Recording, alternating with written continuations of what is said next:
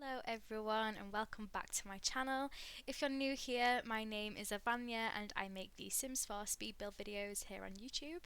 This is actually my first ever voiceover for a speed build video, and I feel like what better way to begin this new era by introducing you to my Craftsman Family Home build. I feel like this video is definitely short and sweet compared to some other longer videos, but I hope you enjoy it as much as the other ones. So this is the Craftsman Family Home situated in the brand new world San Sequoia, I think. Don't come at me for the pronunciation, I feel like that sounded right in my head, but EA might disagree with me. I am absolutely obsessed with the new Going Together pack, although I feel like a lot of the items should have been base game and included in other packs like cough cough Parenthood. I do think it's worth the money, and the gameplay and building items have been so much fun. So I was trying to go with something small and cute at the start, but you know, when you start building, one thing leads to another. You start adding more roofs here and there, and you end up with this giant mansion at the end. Yeah, that's me. I struggle with controlling the size of my own homes, but I did try to keep this one nice and kind of medium size, for kind of like a maybe 4-person family.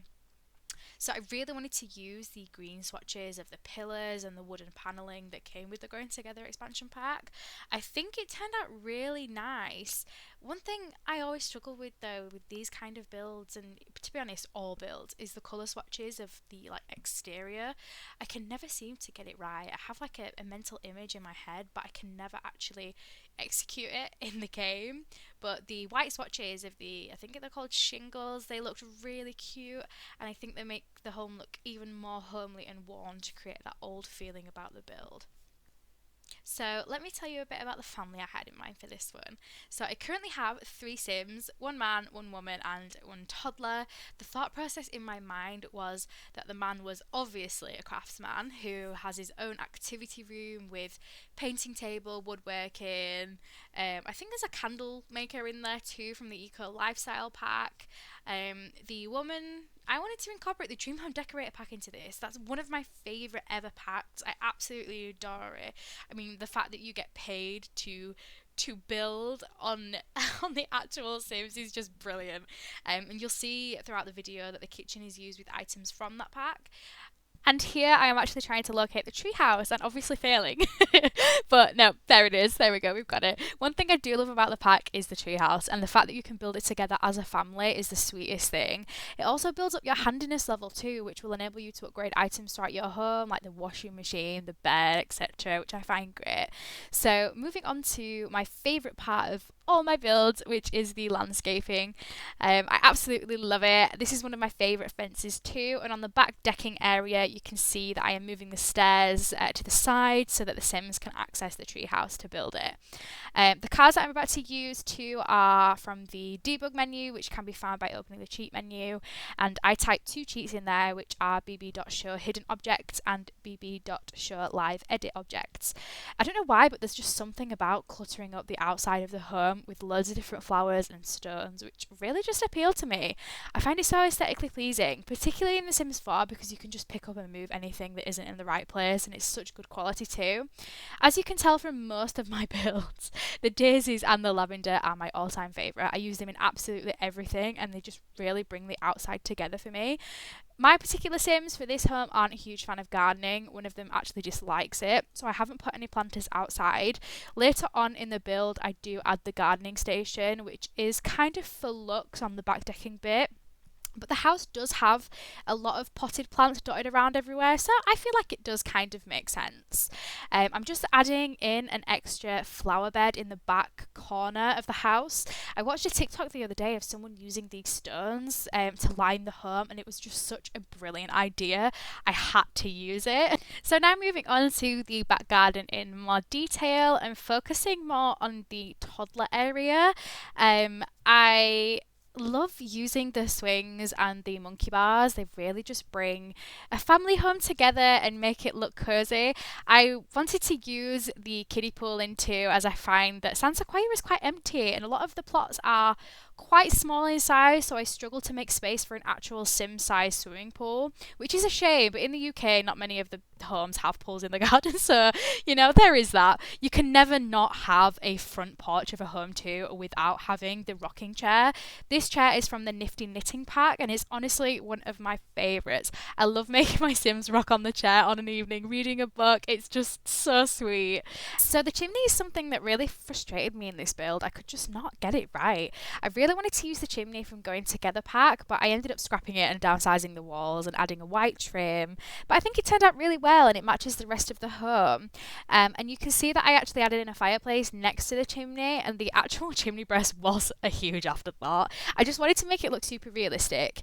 Now moving on to the interior floor plan, I didn't exactly do myself any favours by adding all the different roofy bits outside, as the floor plan is actually really awkward and I really struggled to find the perfect plan. I found that after adding the stairs that it really started to come together and I could vision out what the house was going to look like. I went with the kitchen at the very front of the home too, kind of like a staple piece, as my female sim is an interior decorator and I find it a really social place to hang out, especially with the kitchen island that I added in the middle of the kitchen later on. I'm just planning out the second story of the build now. This one was slightly awkward too, as the stairs kept getting in the way, but I made them a little smaller to accommodate for the extra rooms that I wanted to add.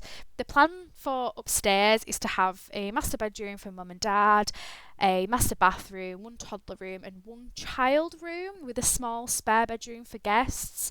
I also added in what we call a crap room where I am from, with some shelves and a couch for dad to chill out on.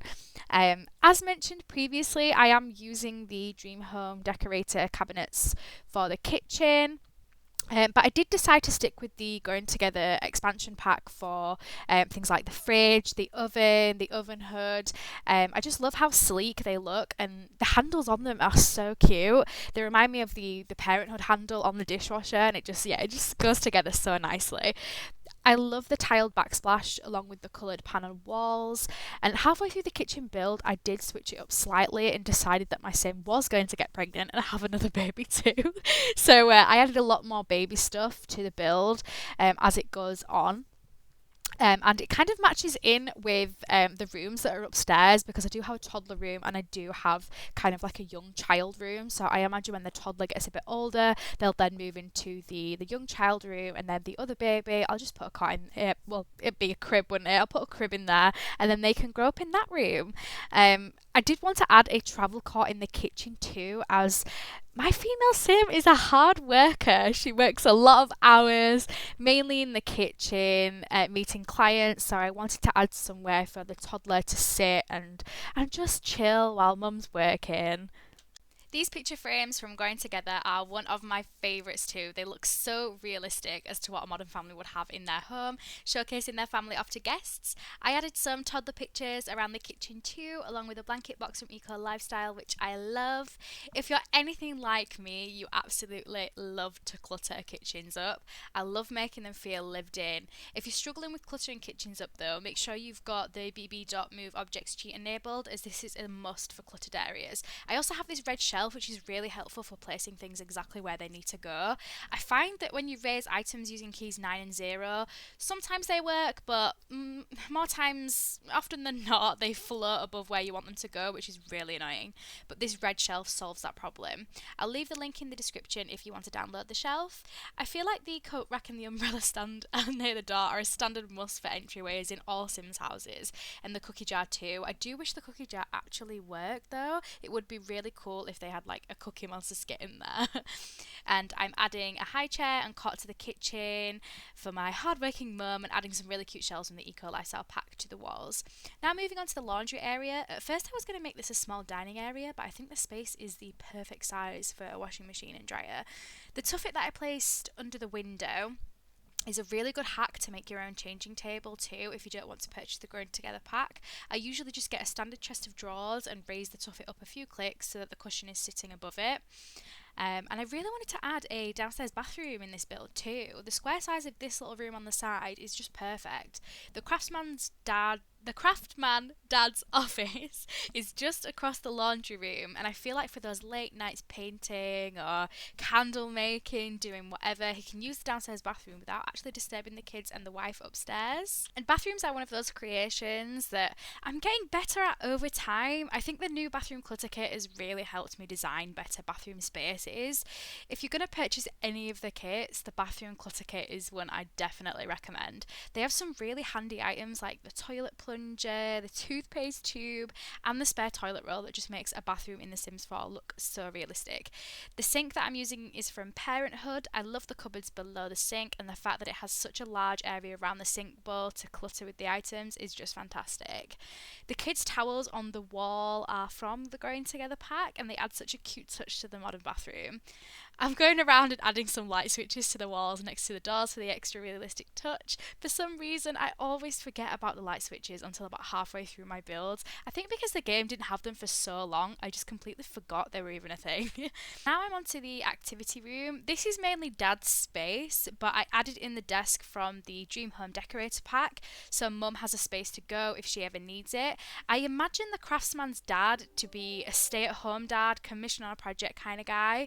The mum is the one that heads into the office and will do the school runs when the toddler gets older.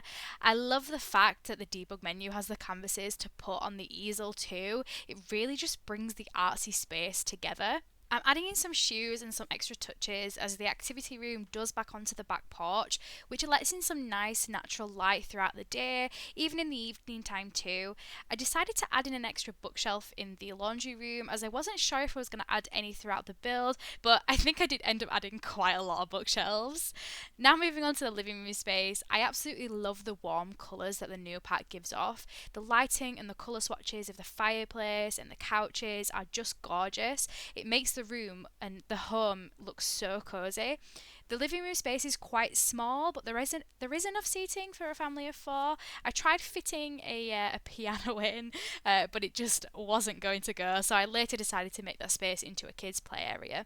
I did also add a crib into the other corner of the room because about halfway through this build, I took a break and had a bit of a gameplay session where my sim did in fact get pregnant. So when I said my family was 3 sims at the start, that was a bit of a lie because it is now going to be 4. The new wall lights that came with the pack are absolutely stunning. They're giving me vintage vibes, and the colour of the light just makes the room look so cozy. One of my biggest issues with The Sims 4 though is the standing lamps. I really struggle to find nice ones, and when I do, they're just too small.